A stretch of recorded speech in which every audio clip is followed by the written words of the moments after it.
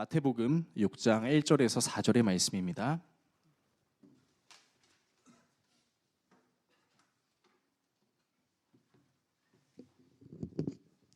마태복음 6장 1절에서 4절의 말씀, 신약성경 8페이지 정도 있습니다.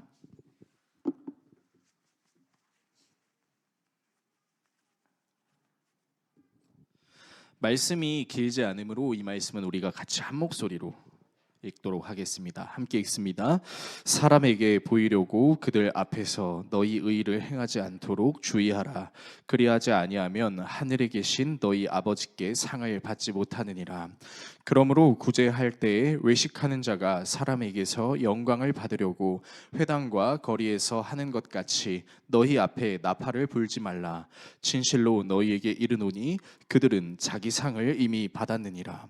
너는 구제할 때에 오른손이 하는 것을 왼손이 모르게 하여 내 구제함을 은밀하게 하라. 은밀한 중에 보시는 너의 아버지께서 갚으시리라. 아멘. 오늘 여러분과 함께 예수님의 일생으로는 32번째, 그리고 산상수훈으로는 17번째 시간, 외식 구제편이라는 주제로 하나님의 말씀 나누도록 하겠습니다.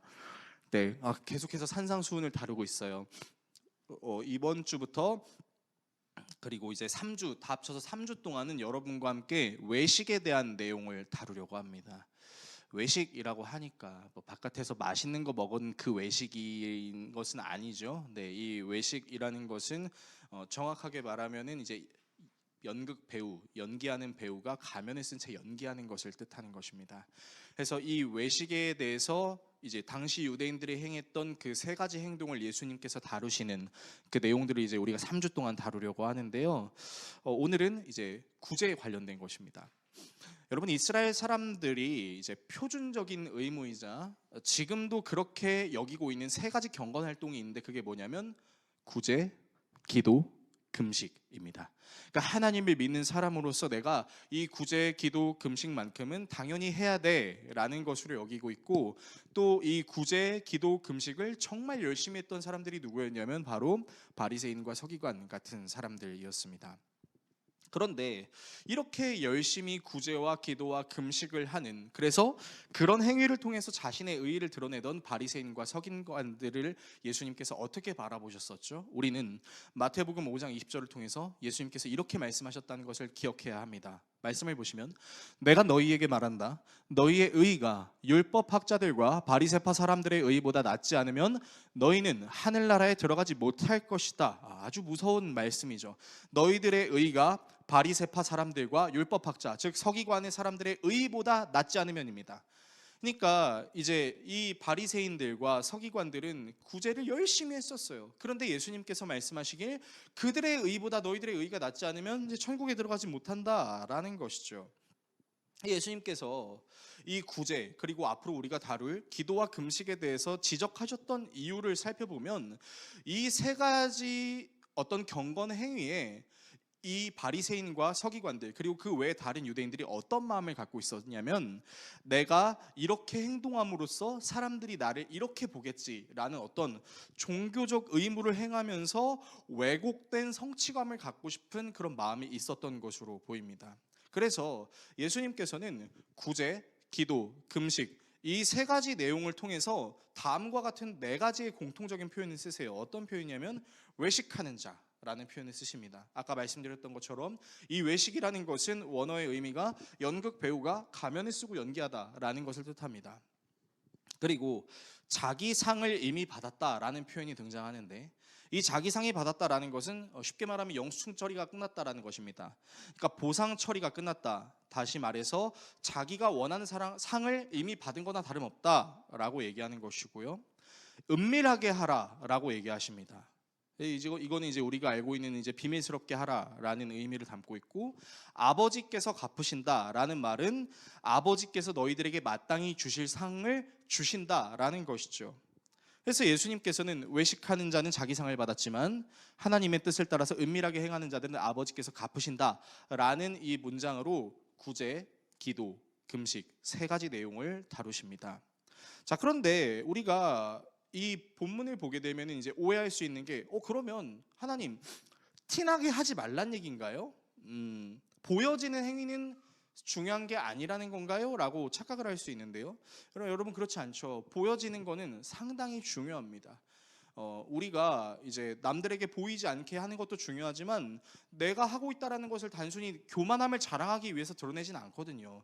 내가 나 자신에게 약속한 것을 이루기 위해서, 행하기 위해서 보여지는 행위들을 하기도 해요. 그렇다는 것은 예수님께서 너 무조건 안 보이는 데서 해 라는 차원으로 이렇게 말씀하시는 것이 아니라, 네가 구제, 금식, 기도 세 가지 경건 행위를 할 때 이것을 네가 원하는 상을 받으려는 차원으로 하는 것이 아니라 아버지께서 주실 상을 사모하며 하나님을 위해, 하나님을 향해 구제, 기도, 금식을 하라는 것을 우리는 받아들여야 합니다. 오늘 저와 여러분이 이 본문을 통해서 세 가지 내용을 함께 나누려고 하는데요. 첫 번째는 외식하는 자의 구제가 무엇인지, 두 번째는 오른손이 하는 것을 왼손이 모르게 하다가 무슨 의미인지, 세 번째는 진정한 구제가 무엇인지에 대해서 나누려고 합니다. 외식하는 자의 구제가 무엇인지, 오른손이 하는 것을 왼손이 모르게 한다는 게 무엇인지, 진정한 구제가 무엇인지, 이 세 가지 내용을 함께 나누고 기도하는 시간을 갖도록 하겠습니다. 첫 번째는 외식하는 자의 구제입니다. 자, 이들의 구제는 좀 특이했어요. 어떻게 구제를 했냐면요, 이제 구제할 그런 물품들을 잔뜩 가지고 와서 사람들이 많은 회당이나 거리로 나갔습니다. 그리고 그 회당과 거리에서 무슨 행위를 했냐면 무 하고 나팔을 부는 거예요. 오늘 본문 2절의 말씀인데 화면을 통해서 같이 읽도록 하겠습니다. 그러므로 내가 자선을 베풀 때에는 위선자들이 사람들에게 칭찬을 받으려고 회당과 거리에서 그렇게 하듯이 내 앞에 나팔을 불지 말아라. 내가 진정으로 너희에게 말한다. 그들은 자기네 상을 이미 다 받았다. 자, 말씀을 보시면요, 그러니까 이 사람들이 구제를 할 때 꼭 사람들이 붐비는 회당이나 거리로 나갔어요. 그리고 그 회당과 거리로 나가서 조용히 구제하는 것도 아니에요. 뽀 나팔을 불면서 자기가 구제 활동하고 있는 것을 드러낸다라는 거죠. 그러니까 분명한 사실은요, 이 바리새인과 서기관 그리고 또 다른 의의들을 가지고 있는 외식하는 사람들은 사람들이 많은 곳에서 자기의 선한 구제 활동을 드러냈다라는 것입니다. 그래서 그 사람들의 이목을 끌었겠죠. 그리고 사람들이 보면서 이렇게 생각했을 거예요. 아, 저 사람들은 참 훌륭한 사람들이야. 저 사람들은 가난한 자를 도우고 약한 자를 위해서 헌신하는 사람들이야 라고 하는 거죠. 그래서 아마 박수갈채나 존경을 받았을 것이고, 이 박수갈채나 존경이 바리새인과 서기관들이 원하는 칭찬이기도 했습니다. 그래서 예수님께서 말씀하시죠. 그들은 이미 자기네 상을 받았다. 뭡니까? 자기들이 원하는 상을 이미 받았다는 거예요. 사람들이 와, 칭찬합니다, 대단합니다 라고 하는 그것들에 대해서 이미 받았다라는 것이죠. 자, 그러면 여러분 우리가 좀 생각해 봐야 되는 게, 많은 사람들의 박수갈채나 존경을 받는 것 자체가 잘못된 걸까요? 저는 그렇다고 생각하진 않습니다. 우리 교회의 성도들뿐만 아니라 이 세상에 존재하는 모든 사람들이 훌륭한 일을 하면요, 칭찬해 줘야 돼요. 나는 할 수 없는 그 행위를 당신이 하다니 대단하십니다. 막 따봉도 해드리고 박수도 쳐야 되죠. 에휴, 저게 뭐 그렇게 대단한 일이라고 저렇게 칭찬받아야 될 일이야? 라고 생각하면 우리는 그 사람을 가리켜서 굉장히 옹졸한 사람이라고 이야기합니다. 그러니까 우리는 훌륭한 일을 했으면 마땅히 칭찬을 해줘야 되죠. 존경도 해줘야 돼요. 심지어 예수님께서도 내 이웃을 내 자신과 같이 사랑하라고 하셨기 때문에 사람들이 훌륭한 일, 좋은 일을 한다면 거기에 대해서 칭찬하고 박수를 해야 되는 것은 마땅한 일이라는 겁니다. 그런데 여기서 경계해야 될 것이 있어요. 여러분, 당시 이 구제 활동을 하던 사람들의 특징이 있었는데, 우리가 흔히 알고 있는 상식에 대해서 생각한다면 이 구제라는 활동은 사실은 아무나 할 수 있는 건 아닙니다. 무슨 말이냐면, 상대적으로 일반 사람들보다 재물이 더 많거나 어떤 이제 선한 영향력을 펼칠 수 있는 환경이 좀 더 나은 사람들이 사실 구제를 더 많이 합니다. 그러니까 통계적으로도 상식적으로도 우리가 그렇게 생각하죠. 자, 그런데 여기서 이제 구제 활동을 하는 바리새인과 서기관들 중에서는 그런 구제 활동을 할 수 있는 환경을 가진 사람들이 꽤 많았을 것입니다. 그런데 이 외식하는 자들의 특징이 무엇이었냐면, 자기들이 하나님께 열심히 기도하고 금식하고 구제하는 이 신앙생활을 함으로써 하나님께서 다른 사람들보다 열심히 경건생활을 하는 나에게 더 복을 주신다 라는 마인드가 있었다는 게 문제입니다. 외식하는 자들이 단순히 사람들에게 칭찬받는 것을 만족하려는, 그것이 과시하려는 것이 아니라 내가 물질을 사용하고 내가 그 사람들을 구제하는 그 행위를 통해서 얘들아, 나는 열심히 경건 활동을 함으로 하나님께서 나에게 더 많은 복을 주시기 때문에 이렇게 할 수 있는 거야 라는 것을 과시했다라는 거예요. 여러분, 이게 얼마나 큰 죄입니까? 여러분, 대부분의 성도들이 그런 생각들을 많이 하세요. 내가 하나님께 더 많이 기도하고 하나님께 더 많이 헌금하고 하나님께 내 시간과 마음을 더 많이 드리면 하나님께서 나에게 축복해 주실 거야. 저는 틀렸다고 말하진 않겠습니다. 그런데요, 이거는 복을 많이 받을 수 있는 공식은 아닙니다. 그렇잖아요. 여러분 생각해 보세요. 지금 이 자리에 앉아 계신 분들 중에는 젊은 날 진짜 하나님을 위해서 엄청나게 헌신하셨던 분들이 꽤 있을 겁니다. 그런데 생각해 보세요. 여러분들이 그렇게 하나님께 돈을 많이 드리고 시간을 많이 드리고 마음을 많이 드렸다고 해서 여러분들의 삶의 형편이 바로 나아지던가요? 물론 나아진 사람들도 있습니다. 하지만 나아지지 않은 사람들도 있어요. 그러면 나아지지 않은 사람들은 열심히 하는 척만 했을 뿐 그 안에는 하나님을 사랑하는 마음이 없어서 축복을 못 받는 것일까요? 우리는 그렇게 말할 수 없다라는 겁니다. 그러니까 우리는 하나님께 기도하고 예배하고 말씀을 보고 교회 활동을 하고 양육을 받고 교육을 받고 이 세상에 선한 영향력을 끼치는 건 너무 중요해요. 그런데 이 너무 중요한 사역을 하면서 내가 이 많은 것들을 다른 사람보다 많이 한다면 나는 더 큰 축복을 받을 수 있어. 그럼 그 큰 축복을 받은 것을 내가 사람들에게 과시해야지라고 하는 것은 상당히 문제가 될 수 있다는 겁니다. 언제부터 그런 신앙이 생겼는지 모르겠는데 우리나라 안에 기복신앙이라는 것이 생기기 시작했습니다.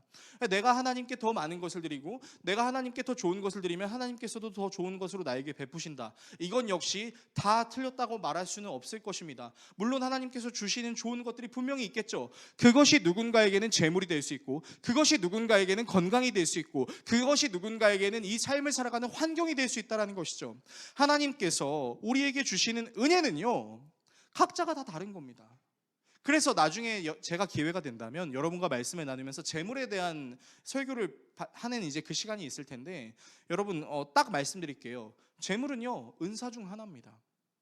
하나님께서 여러 사람들에게 주신 은사 중에 하나가 재물이라는 거예요. 그러니까 재물이 없는 사람은 하나님께서 복을 안 주신다? 우리가 그렇게 생각하면 곤란하다라는 겁니다.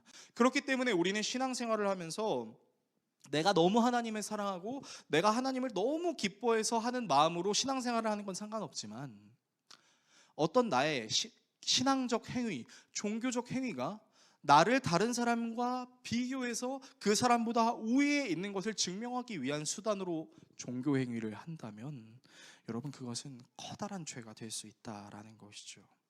그래서 여러분, 놀라운 게 뭔지 아세요? 은밀하게 한다고 죄가 안 되는 것도 아니라는 겁니다. 여러분, 오늘 본문 말씀은요, 이따가 이제 대지 2번을 통해서도 설명하겠지만 안 보이는 데서 해라, 티내지 마라라는 차원으로만 예수님께서 말씀하시는 게 아니에요. 여러분 생각해 보십시오. 은밀하게 했습니다. 근데 이 은밀하게 사람을 돕는 것도 전략적 마케팅이 될 수 있다는 거 여러분 알고 계세요? 연예인들 대부분 중에 이런 마케팅을 실제로 사용하는 사람들이 있습니다. 어떤 예시인지 제가 알려드리겠습니다. 열심히 이제 그 기부 재단에다가 이제 기부를 했어요. 너무 좋아요. 칭찬받을 일이 맞아요. 근데 끝까지 비밀로 하면 좋잖아요. 근데 끝까지 비밀로 하지 않고 계속 하다가 어느 순간 이미지를 더 높여야겠다, 어느 순간 내가 더 나은 사람이 돼야겠다라고 생각되는 그 순간 전략적으로 이것이 사용될 수 있다는 겁니다. 어떻게 해요? 알고 보니 이 재단에 몇 억씩 매일매일 매달 기부하였더라. 근데 그 사람이 정말 그 의도를, 자기가 높아지려는 의도를 갖지 않고 몰래 했다면 상관이 없죠. 근데 이 몰래 하는 것조차도 마케팅이 될 수 있다라고요. 여러분, 우리에게도 마찬가지입니다. 여러분, 은밀하게 한다고 다 의로운 게 아닙니다. 다른 사람들에게 드러나지 않더라도 내 마음속에 하나님, 저는 날마다 주님께 11조를, 감사 예배를, 그리고 하나님이 기뻐하실 만한 일들을 골라서 합니다. 세상에는 여전히 그렇게 사역하지 않고 여전히 그렇게 신앙생활을 하지 않는 사람들이 너무나 많지만 저는 다릅니다. 여러분, 똑같은 거예요. 단지 사람들의 눈에 보이지만 않았을 뿐 은밀한 곳에서도 얼마든지 죄를 저지를 수 있어요. 어떻게 해요? 마음속에서 비교하는 거죠. 나는 쟤보단 나은 신앙생활을 하고 있으니까, 나는 쟤보다는 하나님께서 기뻐하실 만한 그런 신앙생활을 하고 있으니까라는 것을 우리 모두가 할 수 있다는 겁니다. 그러므로 그냥 티내지 말아라고 예수님께서 이렇게 말씀하시는 것이 아니라, 우리가 정말 경계해야 되는 것은 하나님을 위해서 한다라고 말은 하면서도 그 안에 내가 그래도 쟤보단 낫지, 내가 그래도 저 사람보다는 괜찮은 신앙생활을 하고 있지 않나, 내가 하나님께 더 많은 시간을, 더 많은 물질을, 더 많은 것을 들여서 하나님께서 나에게 복 주셨어, 너도 그렇게 해야 되지 않겠어? 라고 생각할 수 있는 것 자체가 굉장히 위험하고, 이 위험한 신앙생활을 했던 사람들이 바리새인과 서기관들, 외식하는 자들이었다는 사실입니다. 두 번째입니다.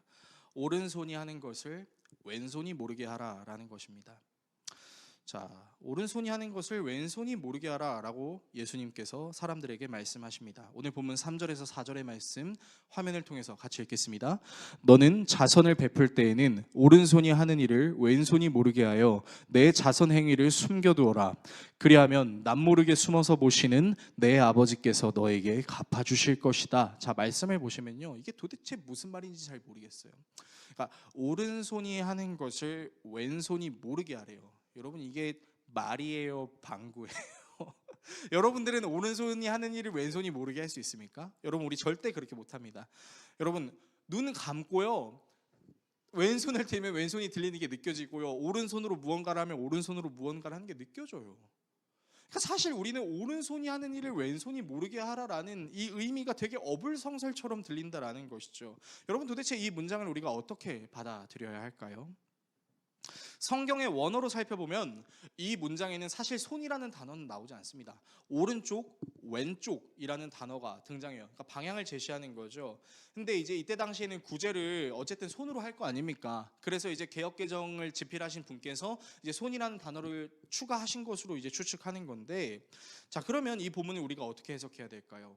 어떤 분은 이렇게 해석하시기도 합니다. 자, 오른쪽은 성경적으로 의롭다, 왼쪽은 성경적으로 불의한 것을 의미한다. 그래서 불의함이 의로움을 이제 이길 수 없게 하라, 뭐 그렇게 해석하는 신학자들도 있더라고요. 근데 저는 개인적으로 그렇게 생각하진 않습니다. 왜냐하면 성경에서는 왼손잡이 에훗도 등장하거든요. 하나님께서 왼손을 그냥 부정하고 쓰지 말라라고 얘기하시진 않습니다. 왼손으로 하나님의 역사를 행한 위대한 인물도 있는 것처럼 말이죠. 그러니까 이거를 좌와 우, 왼손 오른손의 개념으로 이해하는 것은 좀 바람직한 해석 같진 않아요. 여러분, 이 본문을 자세히 보면 이 오른손이 하는 일을 왼손이 모르게 하라라는 것에 대해서 4절의 말씀에서 은밀하게 하는 행위라고 이야기를 하고 있습니다. 그러니까 이 은밀하게 하는 행위는 다른 말로 하면은 모르겠는, 인식하지 못하고 있는 상태를 의미합니다. 그러니까 다시 말해서 오른손이 하는 일을 왼손이 모르게 하라라고 말씀하시는 것은, 내가 어떤 선한 구제 행위를 하면서 난 상당히 선한 행위를 하고 있어, 나 정도면 괜찮은 신앙인이지 라는 자각을 하지 않고 그냥 선한 일을 했구나, 그냥 늘 선한 행위를 계속해서 습관화하면서 어느새 내가 선한 일을 하는 것도 생각하지 않고 그냥 그런 일을 했었구나 하고 지나가는 거예요.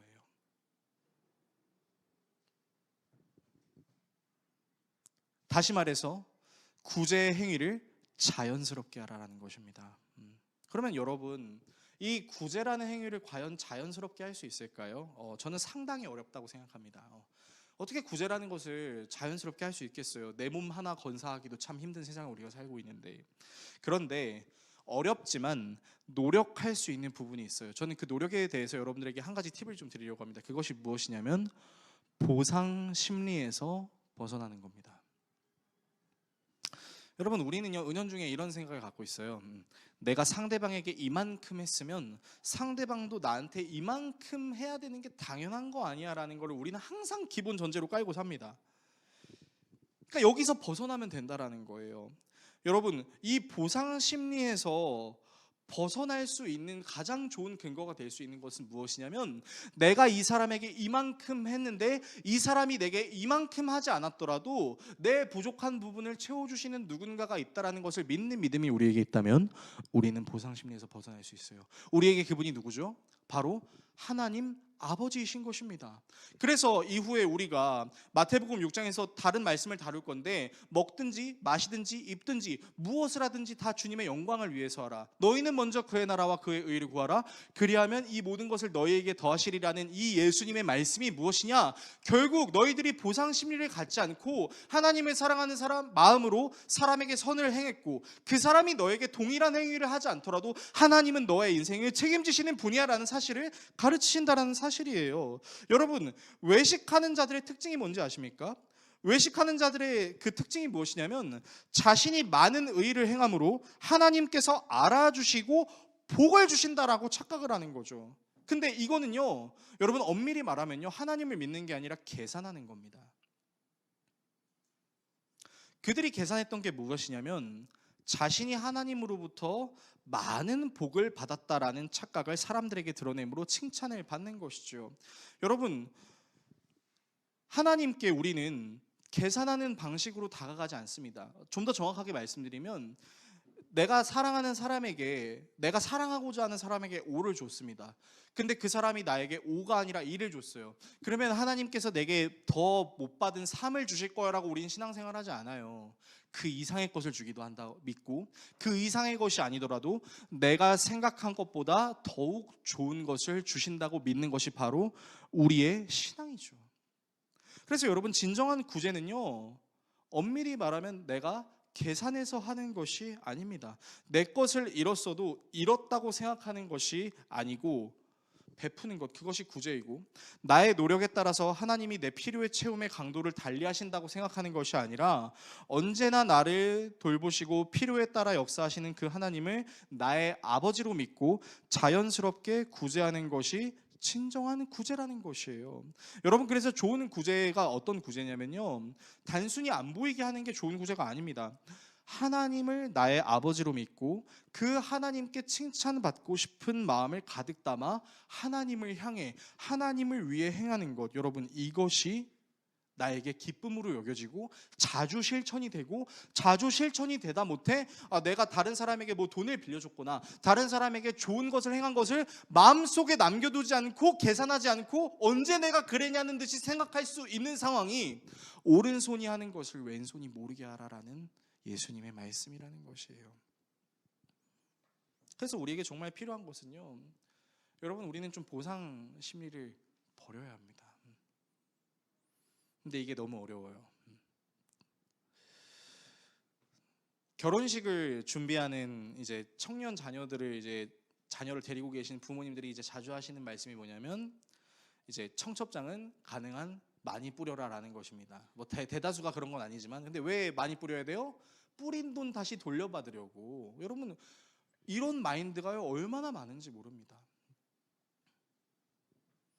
그리고 사람들이랑 밥을 먹을 때 쏘는 게 아니라 이제 각자 돈을 낸다고 한번 생각을 해볼게요. 요즘은 이 각자 문화가 굉장히 발달이 많이 돼가지고 우리 어른들은 좀 생소하실 수도 있는데, 청년 직장인들이요 다 가서 밥을 먹고요, 이제 그 계산기 포스 앞에 서가지고 그 전체 금액의 n분의 1을 나눠서 각자 카드로 계산합니다. 그러다 보니까 어떤 일이 생겨나냐면요, 예를 들어서 63,500원이라는 금액이 나왔습니다. 그러면요, 이 3,500원을 내가 절대로 부담하려고 하지 않아요. 4명이서 63,500원짜리 먹었잖아요. 자, 그러면 칼같이 계산합니다. 그래가지고 진짜 막 10원짜리 단위로 떨어지게끔 계산을 해서 딱딱딱딱 긁어요. 굉장히 합리적이죠. 근데 굉장히 합리적인 것 안에 무엇이 있어요? 나는 받은 만큼만 해준다. 나는 받은 만큼만 한다라는 게 있는 거죠. 그래서 현대인들이 가지고 있는 안타까운 생각 중에 하나가 뭔지 아세요? 생일 선물을 받으면요, 2가지 부담이 생깁니다. 어떤 부담이 생기냐? 첫 번째, 챙겨줘서 고마운데 나도 이에 준하는 금액의 생일 선물은 해줘야겠구나라고 생각을 해요.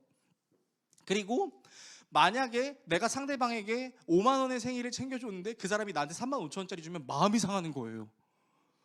어떻게 나한테 15,000원은 어디 갔어? 이렇게 생각을 하게 된다라는 거죠.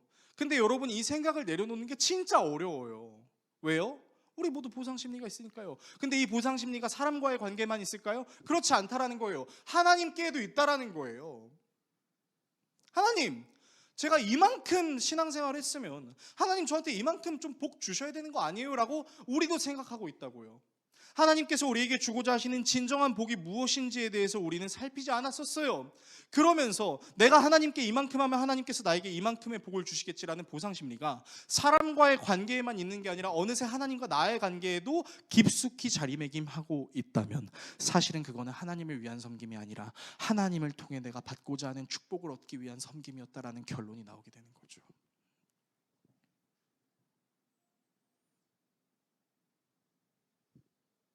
그래서 우리는 지속적으로 훈련할 필요가 있습니다. 어떤 훈련을 할 필요가 있을까요? 내가 손해 보는 것처럼 여겨지는 이 부분마저도 하나님을 위해서 기쁘게 감당할 수 있는 우리의 삶의 태도가 필요하다라는 거죠. 그래서 우리가 지난번에 그 율법을 바로잡으시는 너희들이 들었으나 내가 이르노니라는 그 예수님의 말씀에서, 보복에 대한 말씀에서 우리가 이런 말씀 다뤘었잖아요. 기억나세요? 상대방이 나한테 억압을 해도 너의 억압 따위에 나의 의의는 무너지지 않아. 네가 아무리 나를 힘들게 해도 하나님을 향한 나의 사랑은 끊어지지 않아. 죽음도 생명도 천사도 하늘의 어떤 권세도 끊을 수 없는 것이 그 예수 그리스도의 사랑, 그 예수 그리스도의 사랑을 내가 믿음으로 나 또한 너희들이 나를 어떤 환경과 상황에 처해 있게 하더라도 하나님을 향한 나의 사랑은 끊어지지 않아 라고 말할 수 있어야 된다는 것이죠. 그리고 그런 말을 할 수 있는 사람들이 가진 복이 무엇입니까? 심령이 가난한 자는, 애통한 자는, 온유한 자는, 의에 줄이고 목이 마른 자는, 긍휼히 여기는 자는, 마음이 화평한 자는. 갑자기 두 가지가 생각이 안 나요. 맨 마지막은 의를 위해서 박해를 받는 자고, 의, 마음이 청결한 자, 화평하게 하는 자, 그리고 의를 위하여 박해를 받는 자. 큰일 날 뻔했어요. 자, 주님이 주시는 복이 그 복이었잖아요. 그 복이 거듭난 자들이 누리는 복이고, 그 거듭난 자가 누리는 그 복들은 어떤 수치나 어떤 다른 사람보다 더 많고 적음으로 하나님께서 우리에게 적용하시는 것이 아니라 모든 상황 가운데에서도 내가 요동하지 않을 수 있는 그 이유라고 우리가 나눴었잖아요. 여러분, 그래서 여러분께 축복하고 싶습니다. 여러분이 선행을 했음에도 불구하고 그 선행이 전혀 기억나지 않는 은혜와 축복이 여러분께 있기를 소망해요.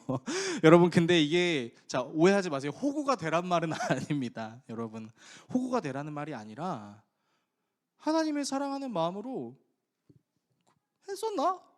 왜 이렇게 생각하는 거예요. 여러분을 혹시 속상하게 하는 남편들이 있습니까? 여러분을 속상하게 하는 남편이나 아내가 있으세요? 우리는 항상 테트리스처럼 쌓아놓죠. 나는 너한테 이렇게 잘해줬는데 너는 나한테 이렇게 해줘? 너 어떻게 나한테 그럴 수 있어? 라고 보상하고 싶은 마음 우리 생길 수 있죠. 근데 그마저도 이제 그냥 지나가는 은혜가 여러분들에게 있기를 소망해요. 아, 남편이 나한테 뭐라 했나? 아내가 나한테 뭐라고 했나? 아, 내가 남편한테 이렇게 잘했는데, 이런 것도 인식이 되지 않을 정도로.